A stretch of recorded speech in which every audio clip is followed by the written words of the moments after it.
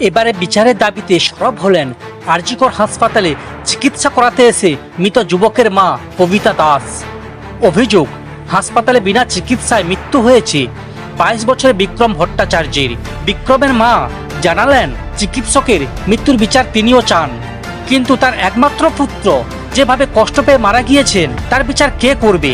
কবিতার প্রশ্ন, তবে কি চিকিৎসকেরা সাধারণ মানুষের ওপর প্রতিশোধ নিচ্ছেন? কোন্নগরের যুবক বিক্রম লরি দুর্ঘটনায় মুখে পড়েন, গুরুতর জখম হয় তার পা। প্রথমে তাকে শ্রীরামপুর হাসপাতালে নিয়ে যাওয়া হয়েছিল, সেখান থেকে আরজিকর মেডিকেল কলেজে তাকে রেফার করা হয়। কবিতার অভিযোগ, আরজিকর মেডিকেল কলেজে জরুরি বিভাগ এবং আউটডোরের মধ্যে শুধু দৌড়ে বেরিয়েছেন তিনি চিকিৎসার জন্য।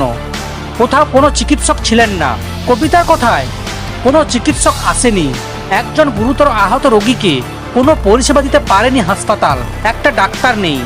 আমার ছেলেটা চোখের সামনে চিকিৎসা না পেয়ে তড়পে তড়পে মরেছে, শেষে হার্ট ফেল করলো।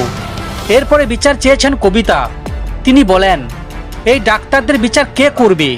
আমার ছেলেটা এত যন্ত্রণা পেয়ে মরল।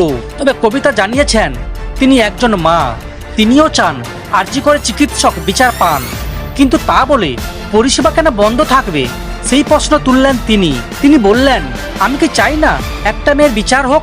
একটা মেয়ে যেভাবে মর্মান্তিক মৃত্যু হয়েছে, কিন্তু আজ আমার সন্তান চলে গেল বিনা চিকিৎসায়। ডাক্তারদের বিচার চাইছি। কেন পরিষেবা দিচ্ছে না? ওরা কি প্রতিশোধ নিচ্ছে সাধারণ মানুষের ওপর?